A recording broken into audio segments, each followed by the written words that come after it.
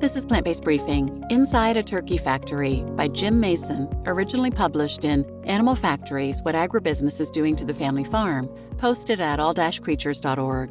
I'm your host, Marian Erickson. This is the Plant-Based Podcast where I curate, narrate, with permission, a variety of articles on plant-based and vegan living, and I'm pleased to have permission to share content from all creatures.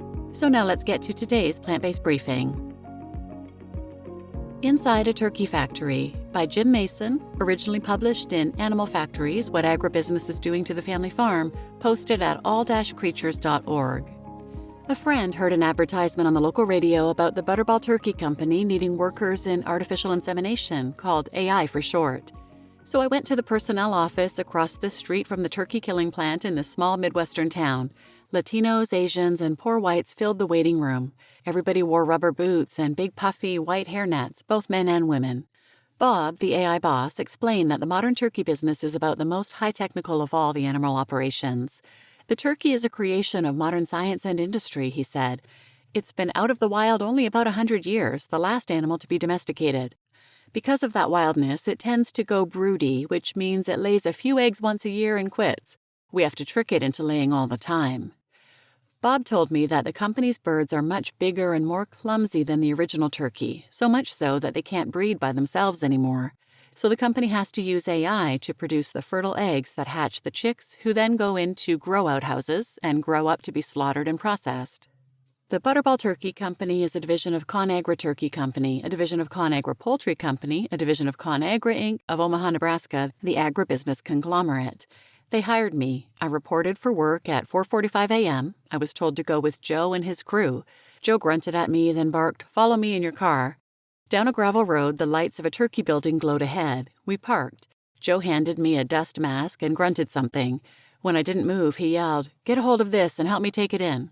It was the insemination machine, about the size of a TV set. As we walked toward the building, a worker came out and pitched 2 dead birds out the door. Inside the building, I saw a sea of white hens, 3,000 I was told later. The flock was divided in half by a double row of metal nests down the middle of the building. From these nests, a row of conveyor belts carried eggs. Joe did not explain the work to me, nor did he introduce me to the other crew members, all silent, surly-looking white men in their 20s. They set up the AI machine quickly and went to work. 2 men herded birds, 100 or so at a time, into a makeshift pen along one side of the house. From there, these drivers forced 5 to 6 birds at a time into a chute, which opened onto a 5-by-5-foot concrete-lined pit sunken into the floor of the house. 3 men worked belly-deep in the pit.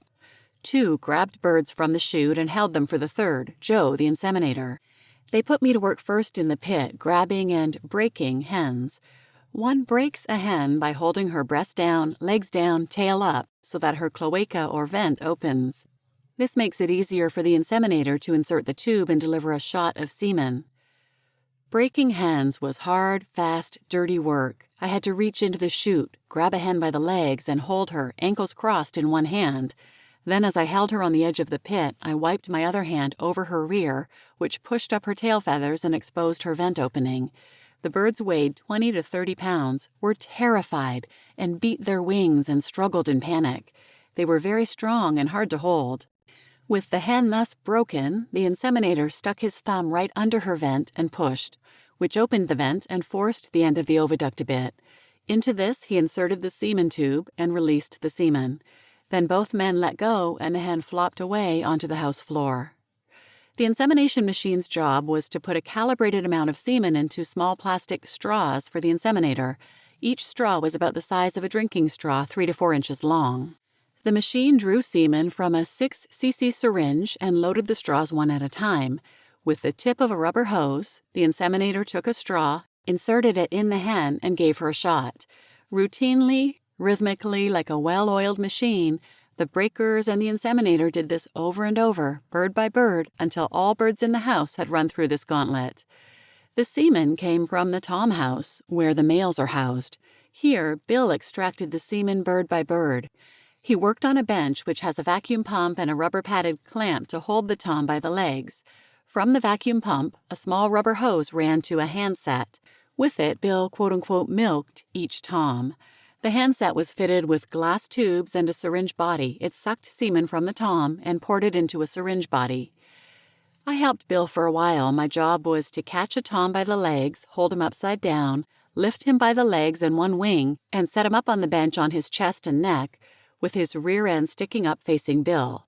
He took each tom, locked his crossed feet and legs into the padded clamp, then lifted his leg over the bird's head and neck to hold him. Bill had the hand set on his right hand. With his left hand, he squeezed the tom's vent until it opened up, and the white semen oozed forth. He held the sucking end of a glass tube just below the opening and sucked up the few drops of semen. It looked like half and half cream, white and thick. We did this over and over, bird by bird, until the syringe body filled up. Each syringe body was already loaded with a couple of cubic centimeters of extender, a watery bluish mixture of antibiotics and saline solution. As each syringe was filled, I ran it over to the hen house and handed it to the inseminator and crew. Each tom house contained about 400 males, 20 to a pen. The toms are milked once or twice a week until they're about 64 weeks old or 16 months, by which time they can weigh up to 80 pounds. The hens are inseminated usually once, sometimes twice a week, for about a year.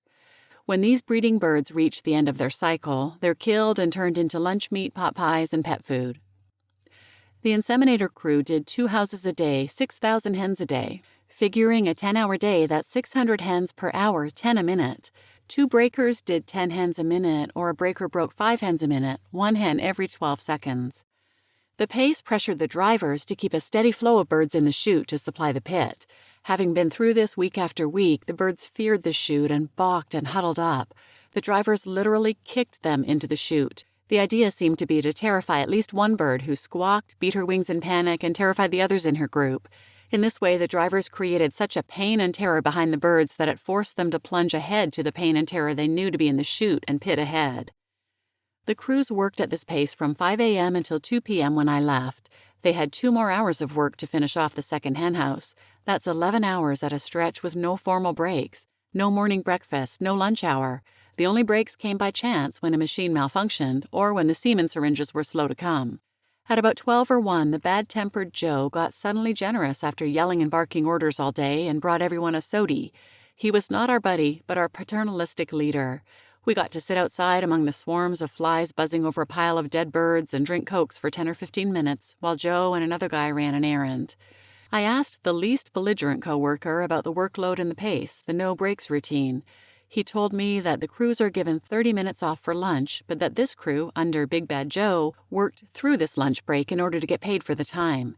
These guys worked at this pace 10 to 12 hours straight without a break or a bite to eat just to get another $3 on their paychecks. I put up with this for a day because I thought I might learn lots of secret stuff from the crews. Fat chance. Nobody talked. Nobody talked about anything. The few times I tried to make conversation, all I got was surly, glowering looks and a grunt or two. I've never done such hard, fast, dirty, disgusting work in my life. 10 hours of pushing birds, grabbing birds, wrestling birds, jerking them upside down, pushing open their vents, dodging their panic-blown excrement, breathing the dust stirred up by terrified birds, ignoring verbal abuse from Joe and the others on the crew. All of this without a break or a bite to eat. Not that I could have eaten anything amongst all of this. Working under these conditions week after week, Bill had been there for 4 years. These men had grown callous, rough, and brutal. Every bird went through their merciless hands at least once a week after week, until they were loaded up to be killed.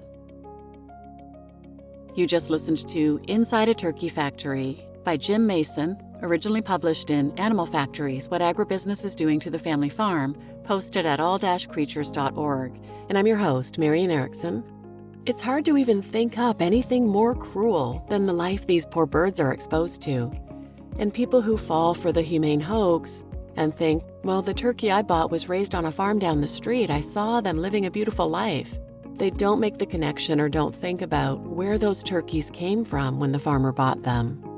This is an older article, but it's just so good at getting the point across of what it would be like for these birds and what it would be like for the workers as well. And with the holidays coming, turkeys are a big centerpiece on a lot of dinner tables.